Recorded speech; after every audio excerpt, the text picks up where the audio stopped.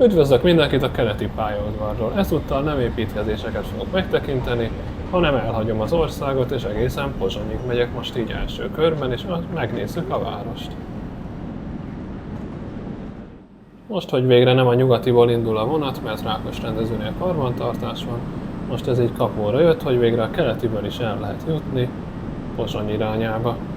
Úgyhogy ha érdekel, hogyan néz ki jelenleg Pozsony, akkor tartsatok velem. Utána pedig át fogok menni Bécsbe is.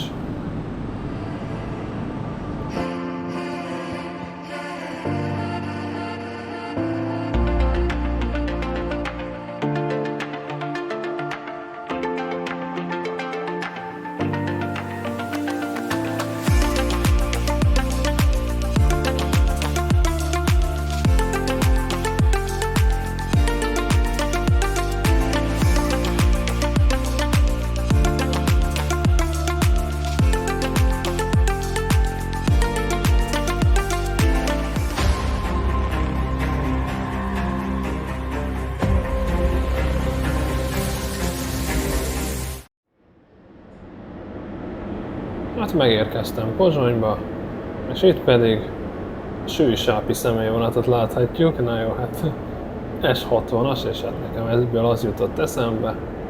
Túloldalt pedig a hamburgi vonat, azzal érkeztem. És egyébként 13 perc késéssel értünk ide, viszont Szobig nem késtünk semennyit.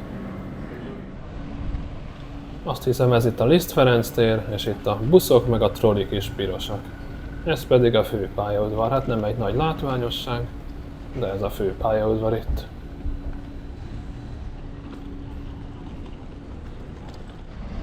Itt van a pályaudvar mellett a villamos, de úgy láttam, hogy most nem jár az egyes villamos ezen a szakaszon valami ok miatt, hanem X1-es pótlóbuszt láttam itt menni a villamos vonalon az előbb.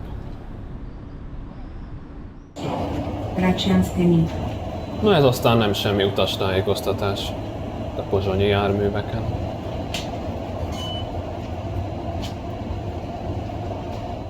Egy busszal már át is jöttem ide a modern városnegyedbe, ezt fogom először most megtekinteni, és utána megyek majd a várba, illetve azt követően a belvárosba.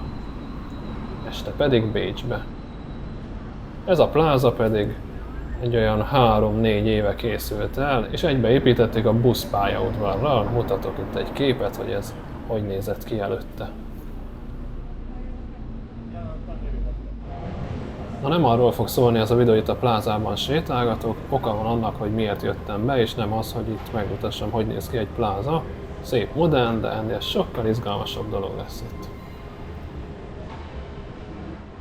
Mondjuk ekkora ételudvart még nem láttam ott is végig, éttermek vannak, és akkor itt meg van egy ilyen másfajta éttermi rész. És itt végig egészen oda egyenesen, amit csak itt láttok.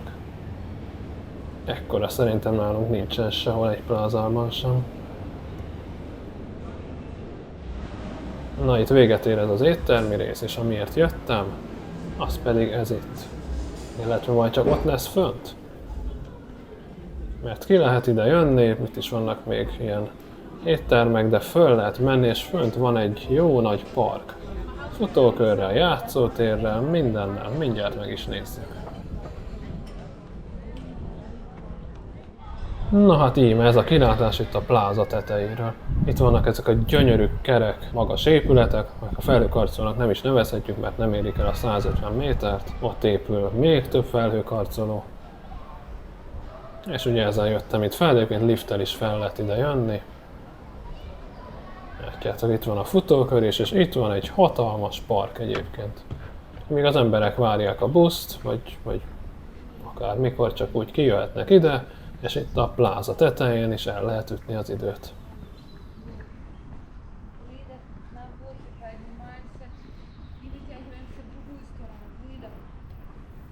Úgyhogy szerintem ezt itt nagyon jól megcsinálták, látjátok, itt edzeni is lehet. És ott pedig azok a kerek, magas épületek, én nagyon szeretem azokat, a Zaha Hadid tervezte. Hát így, mert ez itt a kilátás, itt a pláza tetejéről. És végig virágok, fák, bokrok, itt a futókör. Úgyhogy ezt itt szerintem nagyon-nagyon jól megcsinálták.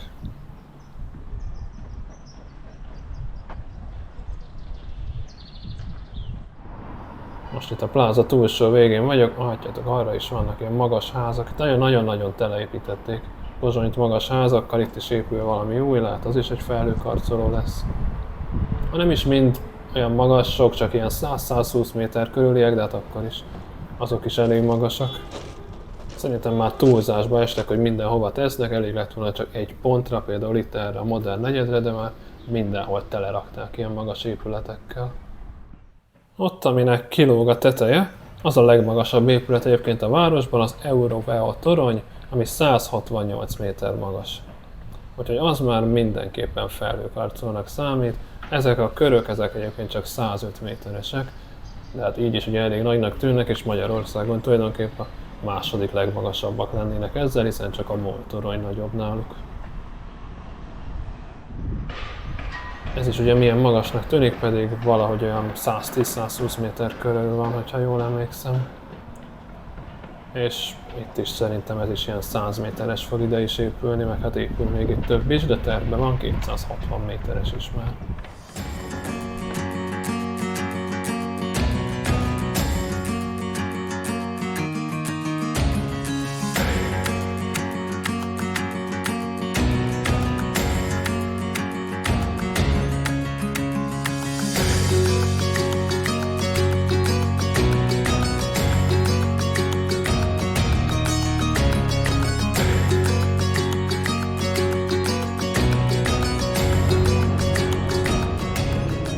Most pedig lejöttem ide a pláza aljára, föntről jöttem lefelé, és itt ezek a fehér székek már azért vannak, mert itt a buszpályaudvar, itt lehet hozzá kimenni, ezt itt nagyon jól egybeépítették.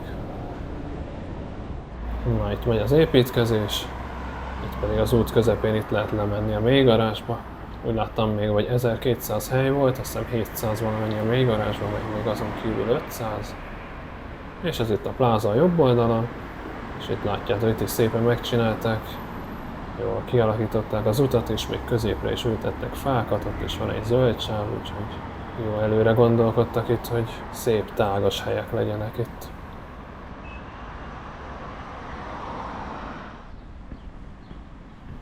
Most pedig megyek, és ott a körépületeknél, ami egyébként a Sky Tower 1, 2, 3, 4, 5, ott fogok sétálni egy picit, megnézzük ott azt a környéket. Na hát ilyen itt ezek közt a magas épületek közt, ezek egyébként lakóházak. És na ezért szeretem legfőképp a magas épületeket egyébként, mert hatalmas zöld felületek lehetnek közte, hatalmas parkokat lehet kialakítani. Itt egy 105 méteres épület, és körülötte nagy parkok vannak, és nem az van, hogy egymástól 10 méterre építjük a házakat. Nálunk felépítenek 100 darab 4 emeletest egymástól 5-10 méterre, és a parkoknak nem jut hely. Ahelyett fel lehetne építeni 50 emeletes házakat, és ekkora parkokat csinálni közte. Na ez a felhőkarcolók nagy előnye. De mondom, azért én szabályoznám, tehát nem engedném mindenhova a városba. Egy vagy maximum 2 pontra jelölném ki, és akkor abba a 2 körbe lehet építeni, de máshol sehol sem. Na mindegy, ez van, most itt vagyunk Pozsonyba, úgyhogy nézzük ezt. Itt ilyeneket építenek.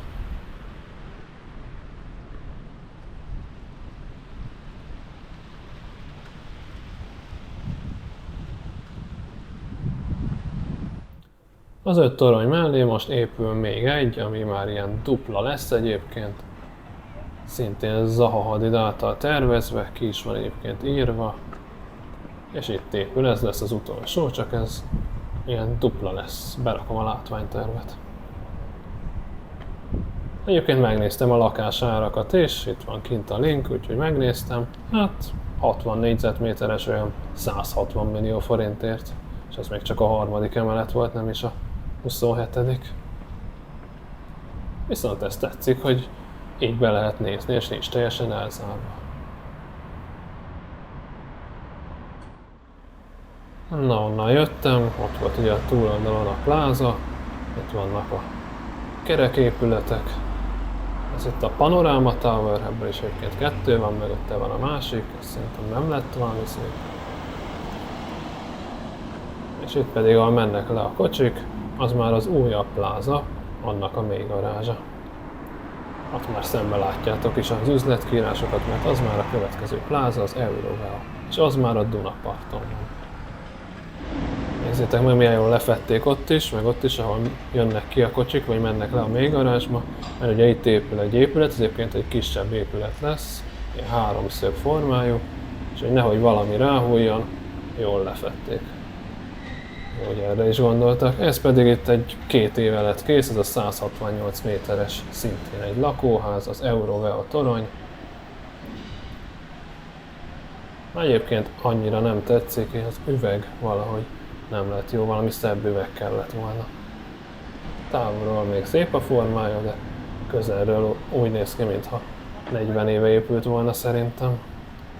És itt azt hiszem, itt fog menni a villamos, azért van már itt is így kijelölve. Legalábbis én úgy tudom, hogy ez azért van így. Aztán lehet, hogy hülyeséget mondok, de szerintem itt fog menni a villamos, én legalábbis ezt hallottam 1-2 éve. És akkor nézzük meg a Dunát. Na hát itt az Euroveo pláza, megint egy pláza, úgynevezett pláza videó lesz most, de ígérem, rögtön megyek is ki és megnézzük a Dunát, csak hát úgyis át kellett rajta jönnöm. Ez is jó, modern természetesen, hiszen ez is most épült néhány évvel ezelőtt. Ez az egész környék itt teljesen új, itt nem igazán volt semmi. Hát leginkább csak ilyen kisebb épületek.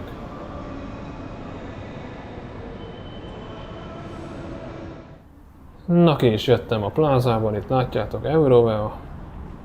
És ez itt már igazából a Dunaparti sétány. Itt éttermek lesznek végig, vagy 1 kilométeren át. Itt a viszonylag új Dunahíd, tehát ez a legújabb Dunahíd itt. Itt van valami modern alkotás. És ott megy lent a Duna, itt még nem lehet közvetlen a Dunához kimenni, mert ott mennek a sinek, de egy 100-200 méterrel arrébb ott már nem lesz sin, és akkor már teljesen ki lehet menni a Dunához. Ott látható az Apollo híd, ami 20 éve lett kész, és idáig tart a sén, és innentől kezdve már végig ki lehet menni a Dunapartra is. Itt már látjátok is.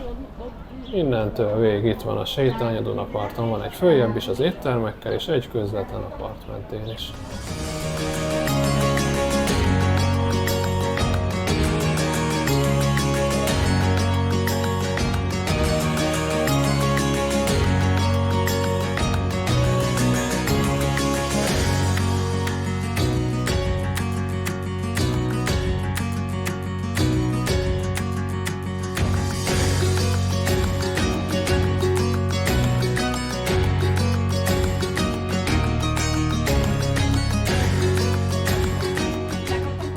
És ilyen óriási szobrok vannak itt, de tényleg hatalmasak.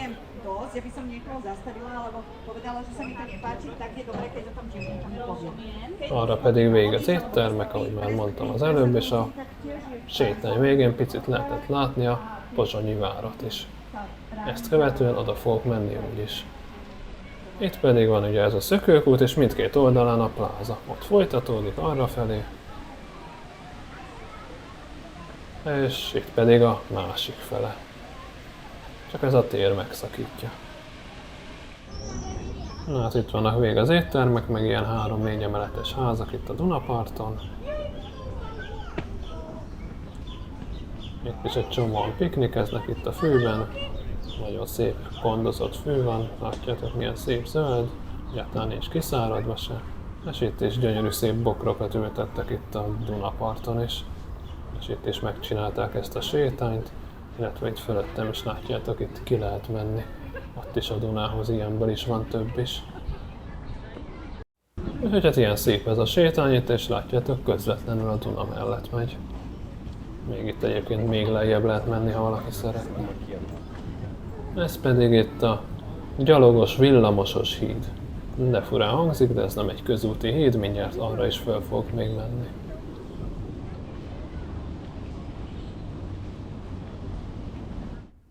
Ezzel a modern városrész bemutató része véget ért a videónak, itt vagyok már a hídon.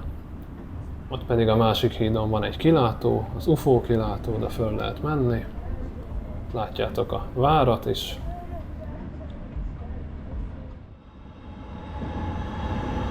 Na, itt ment épp egy villamos a hídon, és látjátok, ez itt csak egy gyalogos, kerékpáros és villamos híd. Itt autók nem közlekedhetnek. Arra van a modern negyed, ugye ott jöttem, és tulajdonképpen ez a híd a határ, hiszen innentől befele, errefele, ez már itt a belváros, vagy hát az óváros.